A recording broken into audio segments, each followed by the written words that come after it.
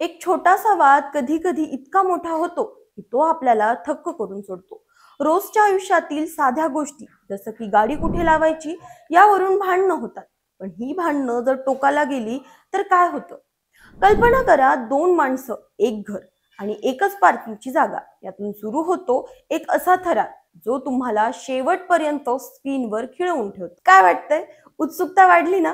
हा फक्त ट्रेलर आहे, खरी मजा तर पुढे आहे। मी बोलतीये एका अशा सायकोलॉजिकल थ्रिलर चित्रपटाबद्दल ज्याने नुकताच 71वा राष्ट्रीय चित्रपट पुरस्कार पटकावला आहे। हा चित्रपट आहे पार्किंग। कमी बजेट पण प्रचंड प्रभाव टाकणारा हा तमिळ चित्रपट सध्या सगळीकडे चर्चेचा विषय बनलाय। नमस्कार, मी अंजली आपलं स्वागत करते पोलखोल मध्ये। पार्किंग हा चित्रपट एका साध्या गोष्टी भोवती फिरतो, दोन भाडेकरू आणि त्यांच्यातील पार्किंगचा वाद। खाली राहणारा भाडेकरू ज्याच्याकडे आहे एक स्कूटर आणि वर राहणारा भाडेकरू ज्याच्याकडे आहे एक कार, दोघांना हवी आहे तीच एक पार्किंगची जागा। सुरुवातीला हा वाद छोटासा वाटतो, पण हळूहळू तो इतका टोकाला जातो की तुम्ही विचारही करू शकणार नाही। हा वाद फक्त गाड्यांपुरता राहत नाही, दोघंही एकमेकांना खाली खेचण्यासाठी काहीही करायला तयार होतात। ऑफिसला जाणं बंद, गाड्या फोडणं आणि मग हळूहळू हा वाद त्यांच्या कुटुंबापर्यंत पोहोचतो। चित्रपटाचा क्लायमॅक्स इतका जबरदस्त आहे की तुम्ही स्तब्ध व्हाल। नायक कोण आणि खलनायक कोण हे शेवटपर्यंत तुम्हाला कळणारच नाही। पार्किंगने 71व्या राष्ट्रीय चित्रपट पुरस्कारांमध्ये सर्वोत्तम तमिळ चित्रपटाचा पुरस्कार जिंकला। तर यातील सहाय्यक अभिनेता मुथुपेट्टई सोमू भास्कर यांना सर्वोत्तम सहाय्यक अभिनेत्याचा पुरस्कार मिळाला।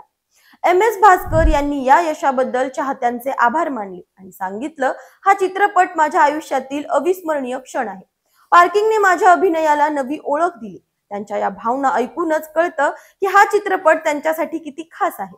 पार्किंग हा चित्रपट फक्त 3 कोटींमध्ये बनला, पण बॉक्स ऑफिसवर त्याने तब्बल 17 कोटींची कमाई केली, म्हणजे जवळपास 6 पट नफा। इतकंच नाही तर डिझनी प्लस हॉटस्टार वर रिलीज झाल्यावरही या चित्रपटाला प्रेक्षकांचा उदंड प्रतिसाद मिळाला। IMDb वर याला 7.8 रेटिंग मिळालं आहे, जे या चित्रपटाच्या गुणवत्तेची साक्ष देते। पार्किंगची खासियत म्हणजे त्याची साधी पण प्रभावी कथा। यात तुम्हाला ना भयानक दृश्य दिसतील ना रक्तरंजित प्रसंग, पण तरीही हा चित्रपट तुम्हाला शेवटपर्यंत गुंतवून ठेवतो।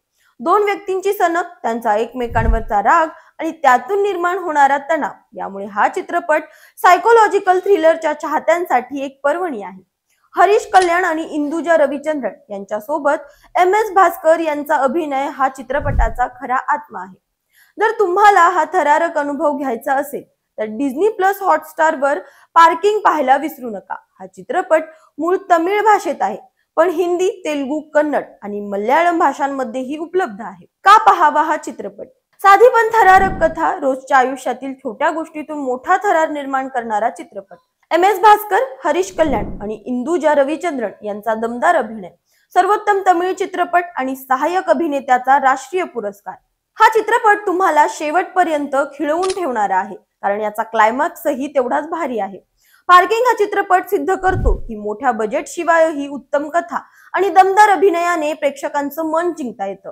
हा चित्रपट तुम्हाला विचार करायला लावेल, एक छोटासा वाद किती मोठा होऊ शकतो आणि माणसाची सनक किती धोकादायक ठरू शकते। जर तुम्ही सायकोलॉजिकल थ्रिलरचे चाहते असाल तर पार्किंग तुमच्यासाठी एक परफेक्ट पॅकेज आहे। तुम्ही पार्किंग पाहिलात का? तुम्हाला कसा वाटला? कमेंट्स मध्ये नक्की सांगा। अशाच माहितीपूर्वक व्हिडिओसाठी आमच्या चॅनलला लाईक, सबस्क्राईब आणि शेअर करा।